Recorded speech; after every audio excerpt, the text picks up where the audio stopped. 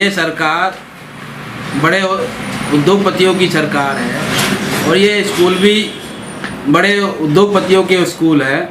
तो सरकार नहीं चाहती कि जो है उनका नुकसान हो और इसीलिए सरकार जो है फीस माफ़ी पे जो जोर नहीं दे रही है और उनके खिलाफ जो कोई कार्रवाई नहीं कर रही है। तो फीस माफ क्यों नहीं करवा सकते? अब भी करवा सकते हैं, अब भी बोल सकते हैं। वो अभी स्कूल नहीं खुले हैं लेकिन करवा सकते हैं आगे के लिए। हमारे बच्चे भी, हम चाहते हैं कि हमारे बच्चे भी अच्छे पढ़ लें। वो मांगा हुआ पैसा हमसे वसूलते हैं कि इतनी हमें फीस चाहिए, इतने का किताब, और नहीं तो किताब कापी भी बोलते हैं यहाँ से खरीदो, दूसरे जगह से नहीं लेना है। सरकार जो है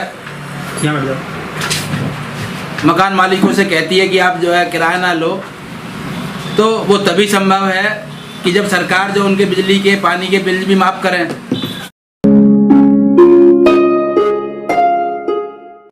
काम धंधे बंद हैं लोगों के, लेकिन जो प्राइवेट स्कूल हैं वो फीस कम नहीं कर रहे हैं। मैं शिक्षा के बारे में पहले इतना ये कहना चाहता हूँ कि इस देश में शिक्षा प्रणाली का सुधार तभी होगा जब देश में एक समान शिक्षा नीति लागू होगी।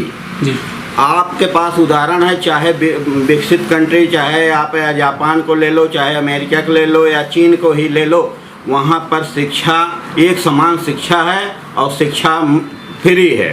जी। तो और यहाँ पर क्या है, इस लॉकडाउन के स्थिति में भी प्राइवेट स्कूलें फीस माफ़ करने को तैयार नहीं हैं। हमारी सरकार से गुजारिश है, हमारे CITU संगठन का सरकार से गुजारिश है, इसमें जनता के साथ भेदभाव न करते हुए एक समान शिक्षा की नीति लागू करो। और अगर आप ये सोचते हो हम विकसित श्रेणी में लेकर जा रहे हैं, तो विकसित देशों की तरह यहाँ शिक्षा प्रणाली आप लागू करें।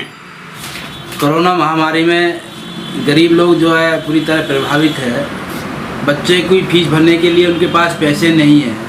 सरकार ने फीस माफ़ करने के लिए कहा, लेकिन किसी भी प्राइवेट स्कूल ने फीस को माफ़ नहीं किया। अभिभावकों के घर पर लगातार दबाव दिया जा रहा है कि आप बच्चों की फ़ीस जमा करें, नहीं तो आपका नाम काट दिया जाएगा। ऑनलाइन जो है पढ़ाई की बात की जा रही है।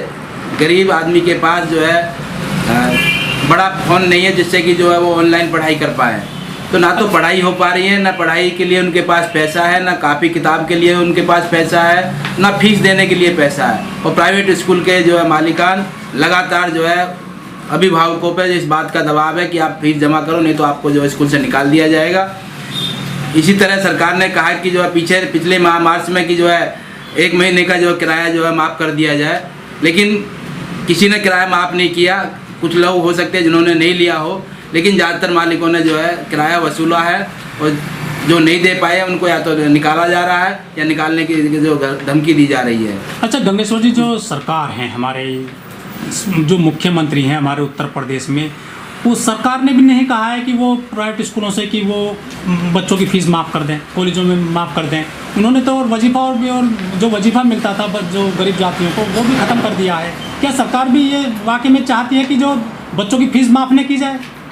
कहीं ना कहीं सपोर्ट कर रही है प्राइवेट स्कूलों को। ये सरकार बड़े उद्योगपतियों की सरकार है और ये स्कूल भी बड़े उद्योगपतियों के स्कूल है। तो सरकार नहीं चाहती कि जो है उनका नुकसान हो और इसीलिए सरकार जो है फीस माफ़ी पे जो जोर नहीं दे रही है और उनके खिलाफ जो कोई कार्रवाई नहीं कर रही है। मतलब वो पीछे से सपोर्ट कर रही है पब्लिक स्कूलों को, जो प्राइवेट स्कूल हैं। क्योंकि स्कूल मालिकान सरकार के जो सपोर्टर है और सरकार उनकी है। अच्छा। और इसीलिए सरकार स्कूल के मालिकानों पे जो बहुत ज़्यादा दबाव नहीं दे रही है, सिर्फ जो है भाषण दे रही है कि फीस ना ली जाए, लेकिन जो फीस ले रहे हैं उनके खिलाफ कोई कार्रवाई कहीं नहीं हो रही है। अच्छा गंगेश्वर जी, मेरा आपसे एक सवाल हो रहा है, जो बिजली के बिल हैं, जो बहुत सारे बोर्ड बने हुए हैं उत्तर प्रदेश में, बिजली बोर्ड हैं, उन्होंने भी कहीं अब तक नहीं कहा है कि हम बिल थोड़ा कम कर देंगे या थोड़ा माफ़ कर देंगे गरीब लोगों का। क्या सरकार भी जो है पूरा प्रयास कर रही है कि उनसे जितना पैसा है कमा ले जाए लोगों से? जी हाँ, बिजली के बिल भी माफ़ नहीं किए गए। लगातार बिजली के बिल, पानी के बिल जैसे पहले आ रहे थे वैसे ही अभी भी आ रहे हैं और वैसे ही जो जमा करने के लिए कहा जा रहा है। जब सरकार जो है मकान मालिकों से कहती है कि आप जो है किराया ना लो, तो वो तभी संभव है कि जब सरकार जो उनके बिजली के पानी के बिल भी माफ़ करें, क्योंकि बहुत सारे मकान मालिक ऐसे भी हैं जो सिर्फ अपने किराए के ऊपर ही जिंदा है।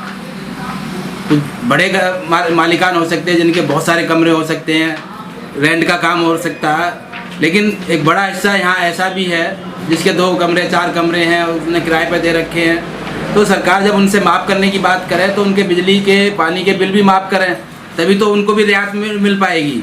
तो सरकार का कोई स्पष्ट जो है दिशा निर्देश या कोई स्पष्ट गाइडलाइन इस संबंध में नहीं है, और इसका लाभ जो नीचे जनता को नहीं मिल पा रहा है। तो क्या लगता है फीस जो है माफ़ कर पाएंगे पब्लिक स्कूल आपके बच्चों की? तो सर हमें तो मुमकिन नहीं लग रहा है, देखिए खुलने के बाद ही पता चलेगा। अच्छा, जो ये प्राइवेट स्कूल वाले होते हैं, जब ये अपना स्कूल जो चालू करते हैं, जब किसी स्कूल की स्थापना की जाती है तो सरकार से बाकायदा वो अपना एक अपील करते हैं कि हमें सस्ती दर पर जो है ज़मीन दी जाए, हमें संसाधन दिए जाएँ, हमें बिजली कनेक्शन दिया जाए कम पैसों में, और जिससे कि हम बच्चों को शिक्षा दे सकें। क्या लगता है कि वो बच्चों के लिए कुछ रियायत दे पाते हैं पब्लिक स्कूल वाले? नहीं जी, बिल्कुल नहीं जी। अच्छा, वो अपना मुँह मांगा हुआ पैसा हमसे वसूलते हैं कि इतनी हमें फीस चाहिए, इतने का किताब, और नहीं तो किताब कापी भी बोलते हैं यहाँ से ख़रीदो, दूसरे जगह से नहीं लेना है, क्योंकि अलग अलग तरीके की किताबें भी मिलती हैं। सब स्कूलों में आप जाओ तो एक तरीके की किताब नहीं मिलती। अच्छा, तो इसलिए हमें जहाँ तक दबाव दिया जाता है कि आप किताब भी हम ही से लो। मतलब आपकी नज़र में ये जो पब्लिक स्कूल हैं या ये जो प्राइवेट स्कूल हैं, ये एक तरह का जो शिक्षा का जो है इन्होंने बाजार बना दिया है, बिल्कुल, जो बिल्कुल सर, शिक्षा एकदम। माफिया की तरह एक काम कर रहे हैं। जी बिल्कुल, एकदम एक तरह से एकदम शिक्षा जो है बाजार बन गया है, जिसके पास पैसा जितना है उतना खरीद ले। लेकिन जब ये लोग एकजुट क्यों नहीं हो पाते हैं, जो अभिभावक हैं, बच्चों के जो परिजन हैं, वो शोषण सहन करते रहते हैं पब्लिक प्राइवेट स्कूलों का, आखिर वो अपनी आवाज़ जो है क्यों ऊँची नहीं करते हैं, वो विरोध क्यों नहीं जता पाते इन स्कूलों का? सर सरकारें ऐसी है जो है इस तरीके से है, कहीं हम विरोध करने जाएं तो पुलिस डंडा बजाने लगेगी। इस तरीके से हम विरोध नहीं कर पाते हैं और एकजुट भी नहीं हो पाते हैं, सब लोग साथ नहीं दे पाते हैं, जबकि इससे सब लोग परेशान हैं। शोषण सबका हो रहा है, लेकिन आदमी जो है उस चीज़ को समझ नहीं पा रहा है। कुछ तो मान लीजिए इस तरीके की शिक्षा नहीं है लोगों को। एक तो सरकार ऐसी है कि मजहब के नाम पे आपस में लड़ा करके इधर उधर जो है बिखरा रखी है, इसलिए लोग इकट्ठा भी नहीं हो पाते हैं किसी चीज़ का जो है विरोध कर। फ़ोन पे बताया था कि आपने नहीं जमा किया है, आपको कैसा होगा बताइए, पढ़ाई कैसे करें। तो हमने बोला था कि हम पे मोबाइल ही नहीं है, हम पढ़ाई कहाँ से करवाएंगे। अच्छा, ऑनलाइन पढ़ाई होती है बच्चों की? हाँ, तो बोल रही थी मैडम मेरी लड़की अभी 9th पास, मतलब 9th के पेपर दिए थे, अब 10th में आएगी, तो बोल रही हैं कि पढ़ाई करो, किताबें ले लो। किताबें कहाँ से ले लें हम? जो कामकाज बंद हैं, सड़कें सूनी पड़ी हैं, वो कारखाने भी नहीं चल रहे हैं, तो क्या पैसे वैसे तो कहीं आ नहीं रहे हैं, तो फिर कैसे फीस दोगे आप? पैसे कहाँ है सर? या तो हम हटाएंगे उस स्कूल में से बच्चों को, या तो ऐसा ना करें मोदी जी कि स्कूलों को, पब्लिक स्कूलों को ही सरकारी स्कूल बना दिया जाए। कैसे ये कैसे? सरकारी स्कूल में कितने बच्चे पढ़ेंगे सर, ये तो बताइए। हर बच्चा नहीं पढ़ आपने तो पाएगा। ऐसा सवाल कर दिया है, जो सरकारें हैं हमारी, चाहे मोदी सरकार हो, चाहे यूपी में योगी सरकार हो, चाहे मध्य प्रदेश में सरकार हो, वो तो सरकारी स्कूलों को ही बंद कर रहे हैं। तो सरकारी स्कूलों को बंद करें तो प्राइवेटों को भी कर दें, शिक्षित रह लेगा भारत, और क्या करेगा। अच्छा, मतलब बच्चे पढ़ ना पाए? और क्या, जब हमारे पढ़ ही नहीं पा रहे, गरीब इंसान के नहीं पढ़ पा रहे, बड़े बड़े लोगों को क्यों पढ़ाएं? उनके पास पैसे हैं ना, तो पैसे कहाँ से आ रहे हैं उनके पास? वो बड़े इंसान है इसलिए पैसे, गरीब आदमी नहीं चाहता कि हमारा बच्चा पढ़ जाए। अगर वो चाहते तो फीस माफ करवा देते। वो चाहते हैं तो फीस माफ क्यों नहीं करवा सकते? अब भी करवा सकते हैं, अब भी बोल सकते हैं। वो अभी स्कूल नहीं खुले हैं, लेकिन करवा सकते हैं आगे के लिए। हमारे बच्चे भी, हम चाहते हैं कि हमारे बच्चे भी अच्छे पढ़ लें।